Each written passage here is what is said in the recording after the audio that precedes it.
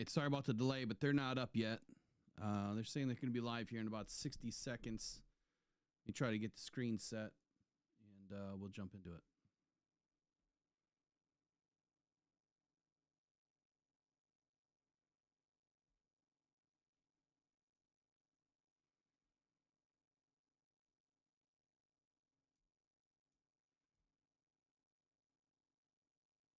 Depending on how long this goes, you got packages that have to go out, so I might have to cut it short. We'll come back and review it again. Anyway, I don't know what's up with YouTube, but their screen sizing is messed up today. Interested to hear what he's going to say. I just got done doing a 3-hour or 2-hour with Daniel Jeremiah and listening to a lot of the things that he's been talking about this season so far, as far as what this draft process is going to look like, and had some interesting key points talking about not only the Lions, but I mean, the Myles Garrett trade, the potential for a Myles Garrett trade, which is unlikely, which he agrees with. And then also talking about, I mean, very similar talk path, right? Roster roulette is something that I invented. No one's else used that. But you know, he talks about starting, over and bringing everything back, from the beginning of where the Lions started, where Brad Holmes started building this team. Matter of fact, let me just share a few notes with you guys while I'm getting some things moved around. It should be on YouTube, J-Rod. But a lot of interesting notes that I was taking from listening to him in the media session, talking specifically about the Detroit Lions, where he said, number one, Brad has been very intentional about what he has done. And we've heard that from Brad himself. Very, very intentional. And I would agree. It's been very, very intentional. What is up with YouTube's page, man? It's like all off. You can't even make it go widescreen or anything. Anyway, very intentional, but very successful. Building the trenches with excellent play and the style of temperament on this squad that we have. Finishers, physical football players. Obviously, the on-field and the off-field have to mesh. And then he said, Brad started there, building inside out like a great GM should, and then going after the skill guys and hunting down these skill guys the last couple of drafts, the Sam Laportas, the Jahmyr Gibbs. We started with one with Amon-Ra St. Brown. We just didn't know he was going to be Amon-Ra St. Brown. So the fact that he's combined physicality and fast very well that's an intriguing statement. He's been very intentional with blending physicality and fast, or physical, tough, punishing football players with very, fast skills, like skillful players. And just the way it's been built, it's been really, really smart. Those are the words out of Daniel Jeremiah. And then he started talking about Kevin Zeitler being the free agent on the offensive line, and how now maybe it's time to go back and to go full circle, to come full circle, which to me embodies a similar style of roster roulette. With roster roulette, you are coming back full circle. You start here in 2021, and by 2025, you are right back where you started, or you should be, with refilling that pipeline. And so I find the talk path similar. And I think it, I'm not saying it just makes sense because I talk about roster roulette and what it means to me. I just think it's part of football. Like, the good teams, the great teams, they do things very similarly the right way. You'll never see two very successful franchises do things completely polar opposite. They do things the right way. And whatever the right way is, I think it depends on the era of football you are in. Where teams right now maybe have been valuing offense versus defense is kind of been the key. over the last several seasons because, offense generally has won the majority of the games. You can win a lot of games with a terrible defense and a high powerful offense. I mean, we just seen it. We just witnessed it. The Lions had a great defense for about the first half of the season, and then the defense was so depleted that it took the offense to continue to maintain those games. But there was a couple of games that were sprinkled in there that the Lions defense totally dominated. And, it's a good ebb and flow, right? It's I scratch your back, you scratch mine from week to week. But I think that this game of football is evolving at such a different rate right now. You have to be very savvy, and I think Brad Holmes is very savvy at understanding and identifying where his team is, where his team needs are, the type of team he has, where the team needs to go, what players fit or embody, the style and identity of the Detroit Lions moving forward.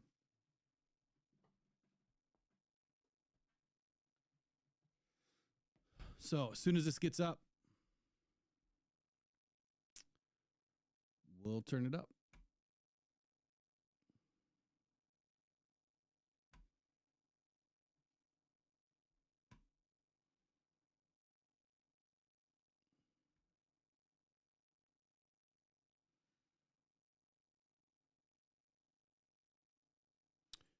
I don't know why. It would be hard to hear me, but I can jack this thing all the way up. There you go. That should be better. Hopefully it's not clipping now. Should be good.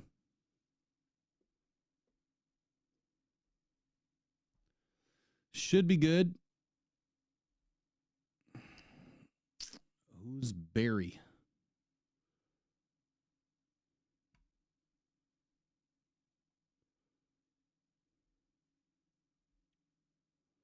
So they said started at 1 o'clock, and it is after 1 o'clock.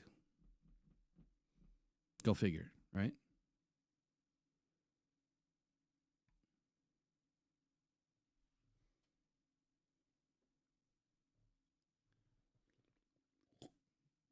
I'm seeing in the chat here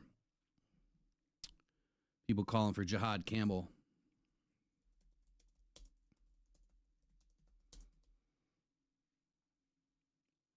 I don't think the Jihad Campbell is going to be available.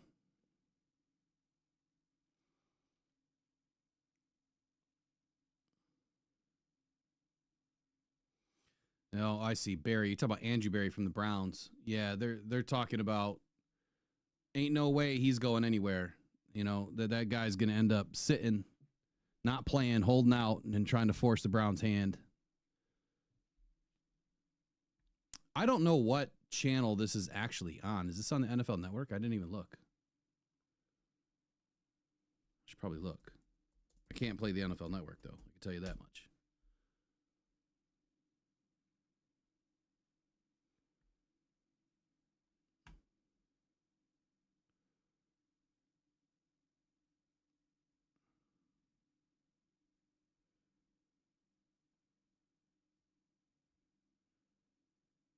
NFL Network says it has Good Morning Football on right now.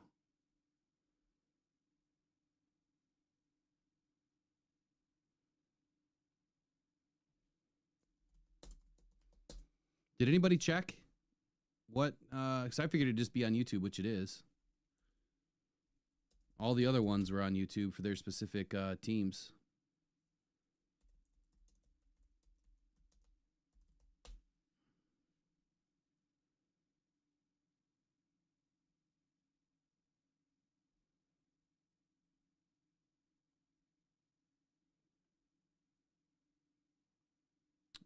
Yeah, everything that I've seen so far has been on YouTube. I don't know where else it would go. Ashton Genty, where do I think that Genty lands? Not with the Lions, I'll tell you that. But Ashton Genty, I had him going to the Cowboys, and quite honestly, look, he's a top five athlete in this draft. He's a top 5 player, period, in this draft. And there was another interesting piece that Daniel Jeremiah was talking about, which now it has me second guessing. It has me second guessing a little bit of what's going to happen with these quarterbacks and what's going to, maybe not second guessing, because I think a lot of the teams in the top 5 are going to want to move. But the fact that he said that based on his grade, Shedeur Sanders would have been taken after J.J. McCarthy, and Cam Ward would have been taken before. He would have been the 5th quarterback in the draft last year. So let that sink in for a moment. You're talking quarterbacks that would have been taken outside of the top 10. I just can't imagine this being a draft class where teams are not going to want to move back. But this is how it also affects teams to move up. So if these quarterbacks are not as attractive as they were last year, teams aren't going to pay a ransom to move forward. If you've got really good quarterbacks in the front of the draft, well, yeah, you're going to pay an arm and a leg and probably a kidney, to move up. But next year it's like, look, yeah, I'm at pick 15 and I want to move to 10. I'll swap first and maybe I'll give you my first next year, but that's it. I'm not giving you an extra second or third or another, third or fourth this year. I'll swap first and give you a first, but I'm not going to give you 4 or 5 picks. That's the difference. And that could mean that Brad Holmes could move up if the value is there.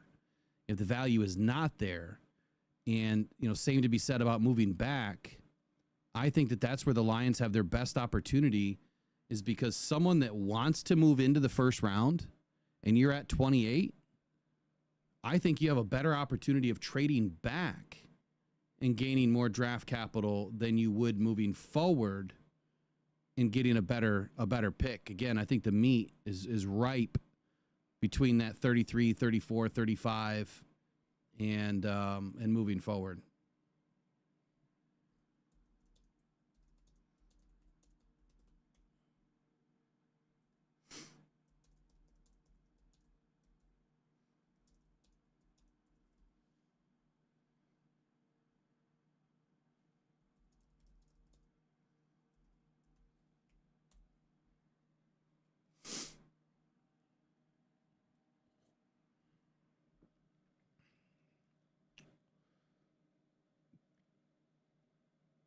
Let's see here.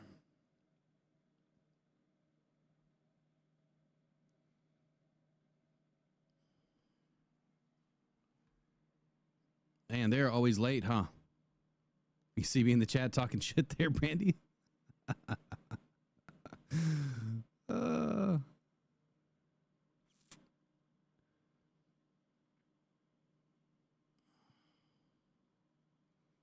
Let me reset this again. See, there he is. All right, let's get Brad up.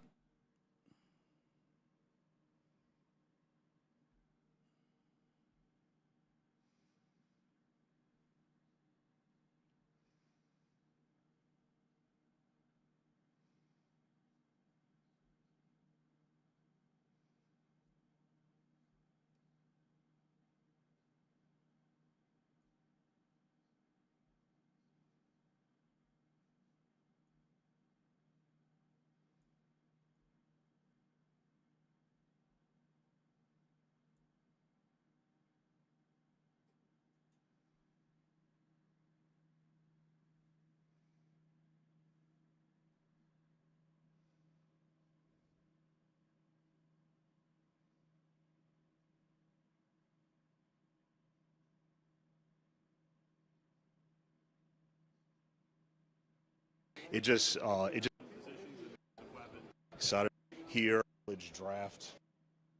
Good to be back at the combine. Back. All right, in you guys Indy. should have audio now. Obviously, it's a college draft event, but a lot of free agency prep is continuing on here. A lot of work's already been done, so looking on to get started at year 5. A lot of work's already been done, just like I said, but excited to continue on. Questions? In 2023, it seemed like you were looking for offensive weapons. 2024 was about fixing the secondary. Yeah. Do you find it easy to kind of compartmentalize on positions and maybe forget about other ones? Or, how do you compare? Yeah, so last year with the secondary, I think I said it after the draft that, we have been looking to add future in youth at the corner position for really since we have been there. And it just never lined up. We just, we're not a needs-based drafting team.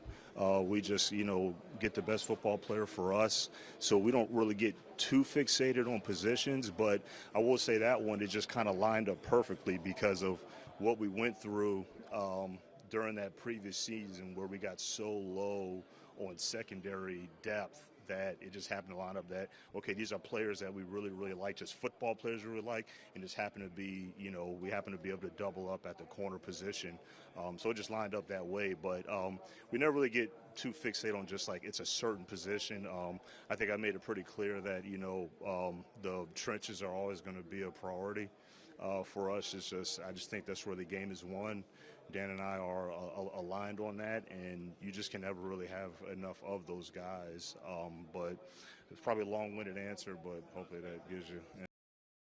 All right, let me pause it here for just a brief second. So the question was, if you couldn't hear it, was, the first year it was building some depth. Second year, or last year is building the corners. Do you find it easier to compartmentalize your draft process and how you're going to be, drafting players? And then he just gave you the answer. But very simply, the fact that he just came back to say that, they identify that the trenches are the most important.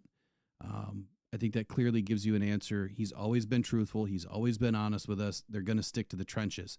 Now, a lot of you are probably jumping for joy thinking that's going to be an edge rusher. It's going to be a defensive lineman. Look, this could be an offensive tackle. So that face alone that I paused on, that's Brad Holmes, Sherlock Holmes. The guy's a mystery man, but we'll get him figured out, I promise. Yeah.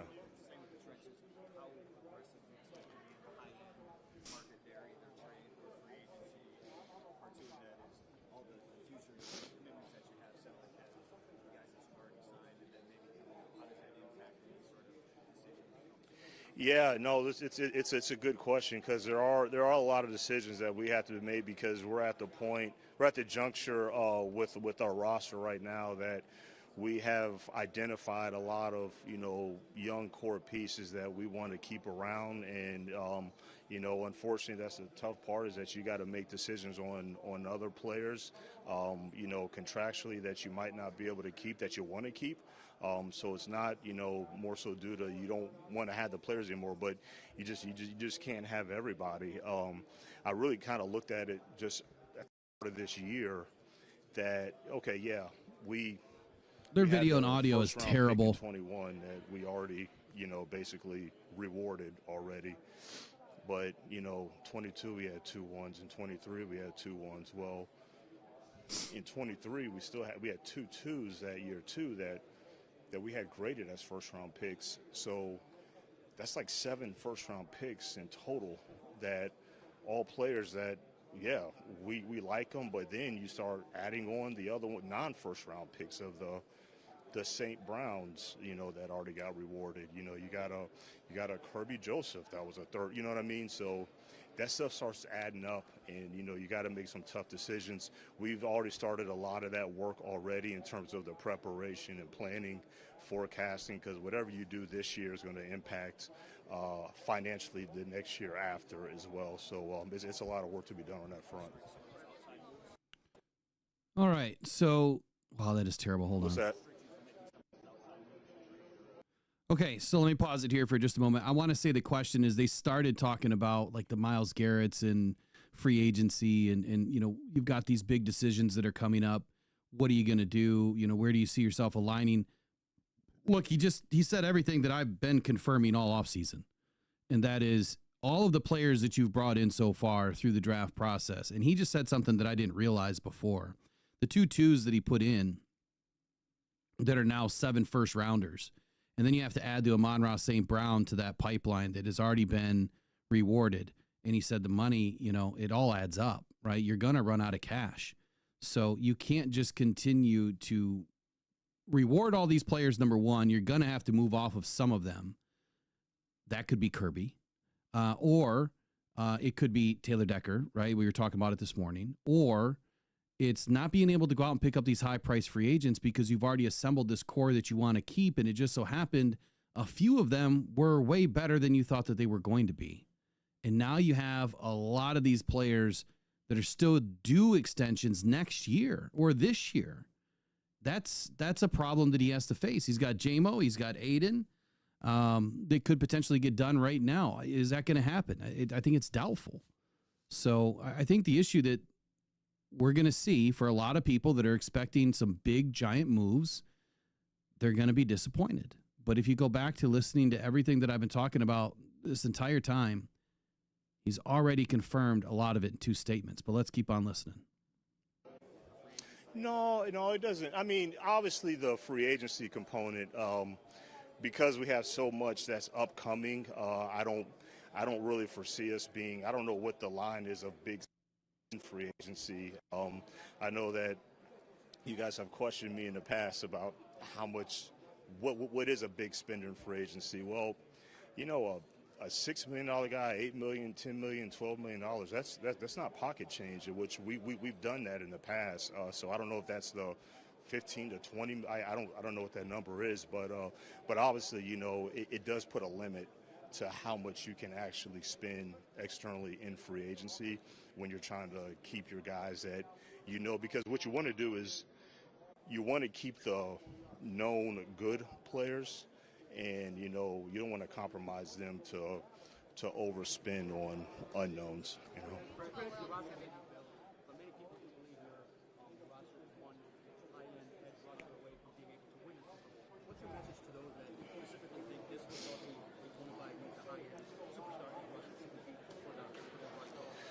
Well, why do you say one high end? I didn't hear the question. I know, but why do you stop at one high end edge rusher? Why not two high end edge rusher? No, but why do you stop at?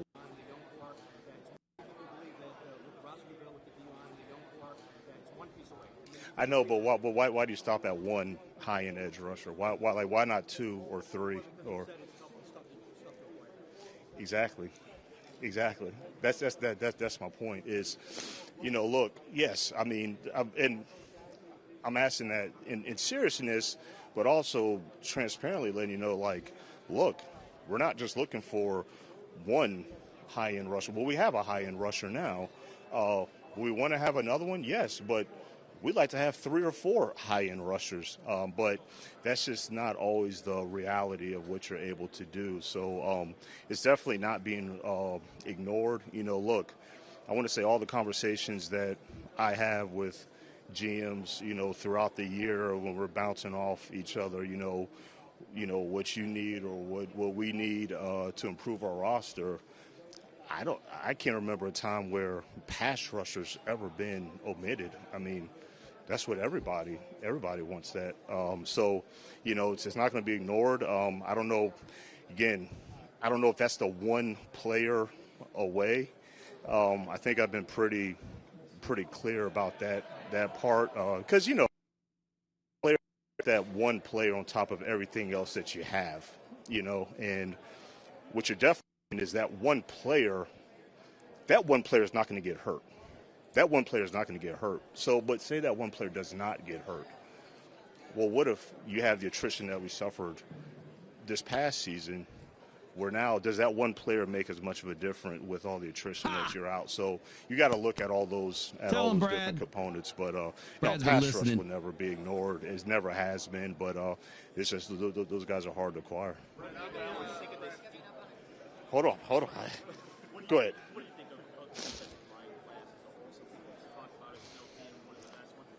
Yeah, look, I've always been kind of close to the vest about talking about strengths and weaknesses in a draft because it's very subjective.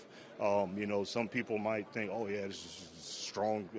Some people might think, no, it's not as strong. But, no, like this one here, me and Ray Adney were just kind of looking at the totality of just, it's a lot deeper than what we can remember, at least in the past couple years, and that's both inside and out for sure. How do you balance it? All right, I got to take my wins where I can get them. So, I mean, Brad did he not just wrap up what it seems like I've been arguing about with other content creators now for the last few months. Everyone's saying that Brad ignored the defensive line and Brad ignored the edge rusher position. And look, I love every single one of you guys for showing up and conversating and being part of the community and having differing opinions. It's all love. It's all welcome. I just have different opinions and I'm going to share it, right? Just like you're going to have a different opinion and you're going to share it. At the end of the day, I can still shake your hand and, be cool with you. Other people can't, but I can. Brad clearly just took that question head on when this individual was saying you're just one player away and you need an edge rusher and why you've been ignoring the position and whatever else they said. And he's like, why just one player? Why not 2 or 3? 4 edge rushers. Why not? Of course we want 10 great edge rushers on this team, right? Why wouldn't we? But the point that he's trying to make, and I'm glad that he went this deep with it, it's what I said during the season. You could have brought in Myles Garrett. You could have brought in, Max Crosby last year. We could have had Aiden, Max, and Myles. And what if all of them got hurt? Then what? Doesn't matter. You're right back to where you started. So if you thought that you were 1 or 2 edge rushers away before, and they all get hurt, and now you're left with the same team that you just had, let's say you do go on to win the championship, the Super Bowl, without Aiden, without Myles, without Max. Well, what does that say then? You just overspent and you didn't need them. So I'm glad that he went that far because, again, the roster attrition that we just went up against, losing all of those players, it did not matter, right? We still brought in Zadarius Smith at the trade deadline. These players are not available. As you can see, Myles Garrett's not getting moved. Max Crosby, more than likely, is not going to get moved. Those are the only 2 players out there that I see anyone really clamoring about. If you want an old Micah Parsons and you think that that's going to fix anything, it's not. But I'm glad that, again, it's not just about one player. You need depth. And without depth, we don't win 15 games last year. We might have won 8, not 15. We are always got it. The smart individuals, the smart GMs, the smart drafters, the guys that really know what they're doing, they understand that the depth of this roster is the most important thing for exactly like what we went through last year. Now we have to capitalize and keep moving forward and add some more pieces and continue to get deeper, right? You're going to filter in good players, and the guys that are on the bottom, they're going to kind of filter out. So you should be better year over year and stack year over year. And eventually you're going to have that Super Bowl team.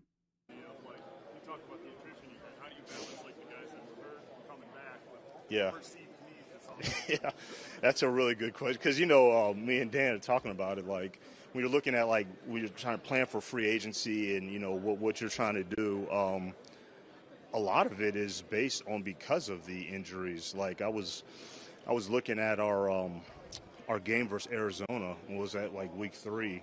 And we're looking at a free agent on the offensive side of the ball, and that was really the first time that I had seen our defense at that time, and it was like, wow, I forgot how good it was. Not saying there was not room for improvement. Of course it is. It always is. But, it was humming pretty good, both run and pass. But, when that attrition and a lot of long-term injuries, stuff that can go on through the season. So, yeah, that does affect it. So it's kind of like, man, I wish it was something like we just ignored something but injuries are part of the game. Everybody's dealing with it, and but it does affect some things that you wish you didn't have to do, but you got to do what's best for the team.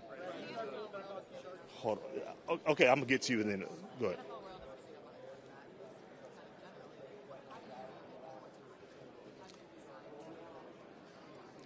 A quarterback? Yeah, I think it's case by case. When it comes to that position, you got to know the background and, kind of what the history has been with, are you speaking of like a young quarterback or like a veteran?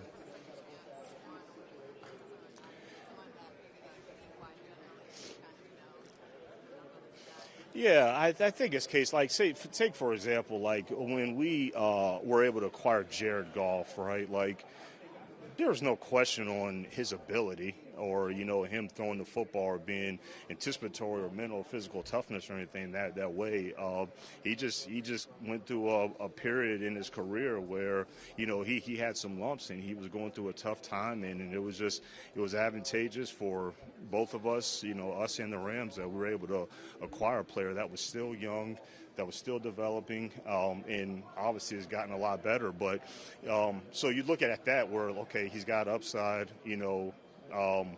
We were never looking at, you know, well, this is a guy that is at the end, but take case of like a Hendon Hooker that we drafted where, you know, if you look at his trajectory or his past, kind of every step of the way, whether it was Virginia Tech, it wasn't an immediate, boom, he's on fire, he's the guy. Like, it took him a little while at Virginia. He got to use him a little while, so, and I feel like he's Did kind of everybody else experience this green screen stuff that's happening so here? I think it's case by case, but you have to know the player, you have to know the situation that player's in, and you have to be convicted on the skill set as well. I did say that he was going to be next, so I'm not trying to. I don't want to get to everybody. Go ahead.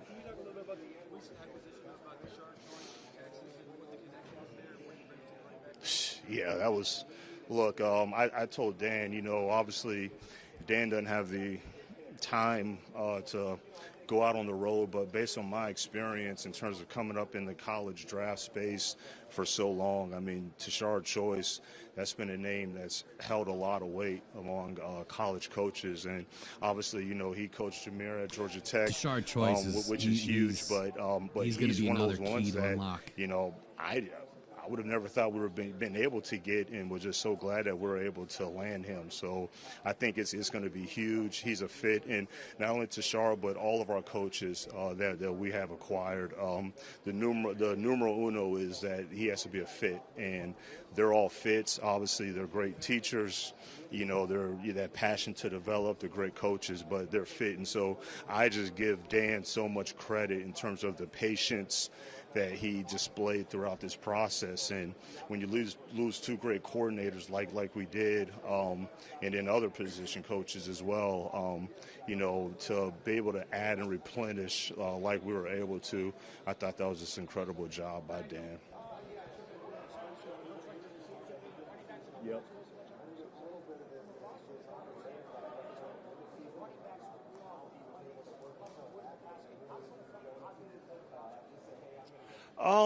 You know, it doesn't really change. It doesn't really change anything from a roster building standpoint. You know, you want to add as many explosive players as you can, regardless of which position it is. But it just kind of adds more firepower. Look, you know, yeah, I'm sure people love to have two Jahmyr Gibbs. You know, if you could, there's not a lot of those type of players around there, though. But yeah, you just want to add as many explosive players as you can. I think we have a lot of them, but that's not going to stop us from watch Brad take Ashton Genty. Does it matter what? Yep.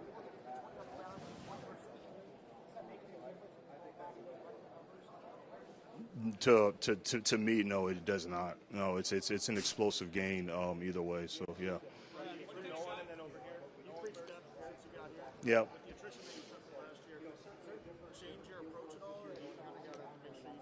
So does the roster attrition change your approach? Yeah, I think it's even that's been me and Dan's vision from the get-go, just like you said, but I think it's even more clear and more evident now how important and critical it is. You know, the attrition that we face, you know, this past season, you know, being that, you know, we have the depth that we had and that we were so focused on. I want to say it was the Chicago game. We went up to Chicago. We had a lot of injuries, so it looked like on the surface that we had a lot of second backup level players on defense, but a lot of those players that we had playing for us, you know, we had like starter level grades on them. F the Bears. So we felt pretty good, but we'll continue. It made it more evident that depth is a huge critical piece, and that's throughout the entire year. So it might not be first wave of free agency, it might not be the draft, it might be a Pat O'Connor during the summer that you add, and you just never know that that's going to be that critical piece that you need from a depth standpoint.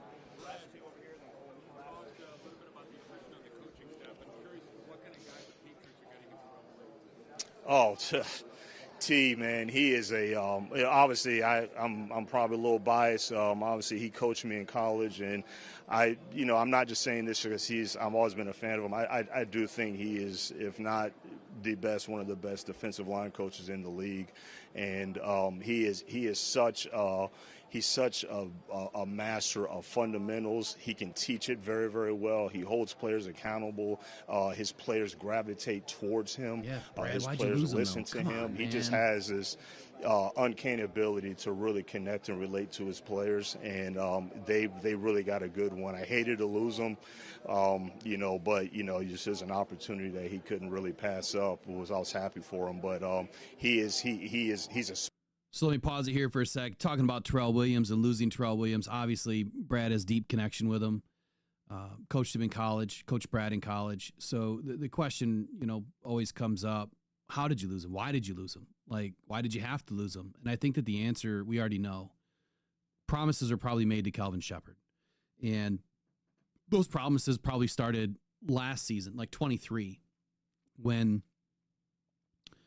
Aaron Glenn was on the circuit going through interviews. And it probably came up then that, Dan said, look, you've stuck by me. I owe you. It's your time. Here you go. So when Aaron Glenn is out, you're in. We have to interview, whatever we have to do, but you're in. That's probably how we lost Terrell Williams, because Terrell obviously deserved to take that next step up. Didn't get it. I hope it's not a mistake. I think that Terrell Williams and his experience is going to speak major volumes in New England. So we'll see what happens. I got faith in Calvin, though. I think he's going to be just fine. special coach. He really is, and I think it's going to bode the Patriots Yes, Marine, well. I'll be there.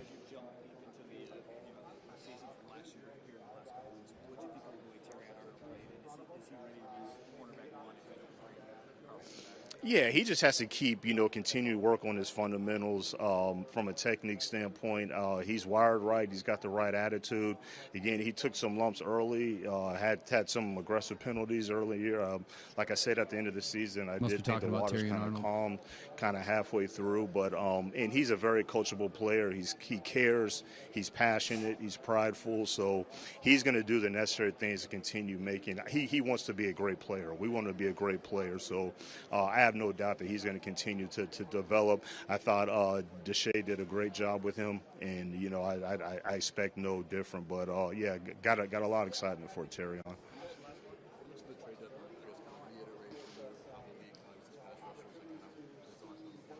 I heard trade deadline and Yeah, pass it's rushers. look, it's like I told you guys, it's hard, man. It's not a lot of those guys available. Like, I say, so we lost a star pass rusher, right, due to injury, right? Well, just because you lose a star pass rusher, there's not but so many in the league, anyways. And so, You guys heard that just before? because we lost a star. I'm just wondering, for the people way, way, way in the back hiding that never come in the chat. Have you heard that before? Just wondering. Our pass rusher due to injury, that doesn't mean that other teams are going to say, hey, we have a star pass rusher. I know you lost one, but we have one. Would you like to have this one? No, that's a star pass rusher for that team, and they're trying to win games. So, and it's not just a trade deadline. It's, free agency and during the year. Like, those guys are hard to find. That's why it's in position.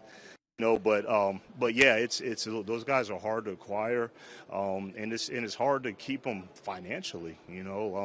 Again, we have one that's due for an extension, and we've already kind of got into the planning stages about him already. And so when you talk about adding another one, it's like, oh, well, all right, can you financially add another one, because you want to add the other one on top of everything else that you have, and that makes it tough.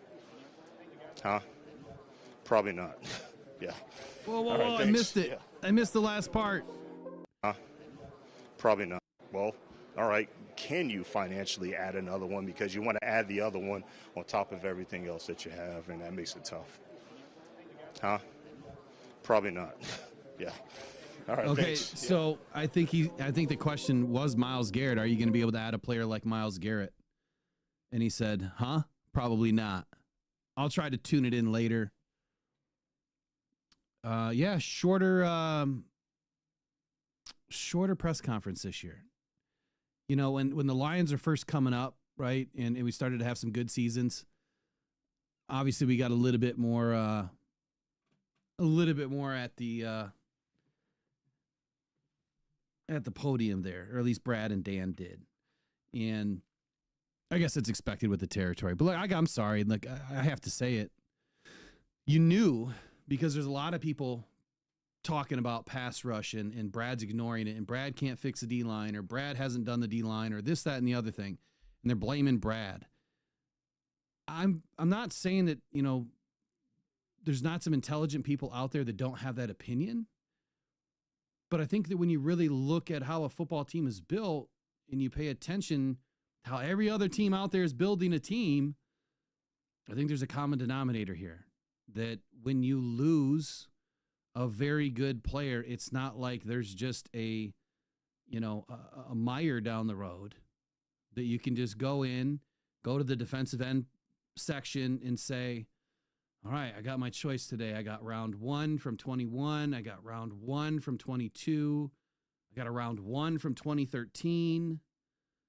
And I got a whole bunch of round 2s in there from 2010 forward. I got some guys on the couch. Who am I bringing home? Who am I going to put in my shopping cart today? And here's my American Express. Doesn't work like that. It just doesn't. You know, and Brad said this a month ago. He said it last year at the trade deadline. When you lose a very important piece to your team, which was Marcus Davenport in week 3, and I'm glad that he brought that specific game up, because that was a game that I was like, man, Davenport's kicking Paris's butt. It was a great game. And Paris got pissed and chopped his arm, and out the game he goes. And it was at that point that we started to lose players right after week 3. I mean, it was just player after player after player. Week 6 was the next big shoe to drop. You can hardly replace 1. How are you going to replace 2? But not just 2, but then you're going to have to replace 5, because we lost everybody. So, and then not only did we lose everybody, but Josh Paschal is playing in a hybrid role. Wingo's playing in a hybrid role, and we start to lose, more guys. Wingo out for the season. Paschal lost for a couple of games due to some unrelated medical things.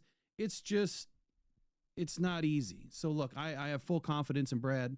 More importantly, I have full confidence in myself and the way that we see this team. I have full confidence in the fact that we do the work the right way here, and that I'm not going to lead you astray. I'm not just going to create a bunch of narratives, a bunch of clickbait, a bunch of hot air just because. I could easily do that, right? But what good would I be at the end of the season or the next year when we do go out and get those players, but then we still don't win a championship? You're going to be like, but Will, you told us, not that you believe everything I say, I'm just making an analogy here. Will, you told us that if we went out and got this edge rusher, we'd win.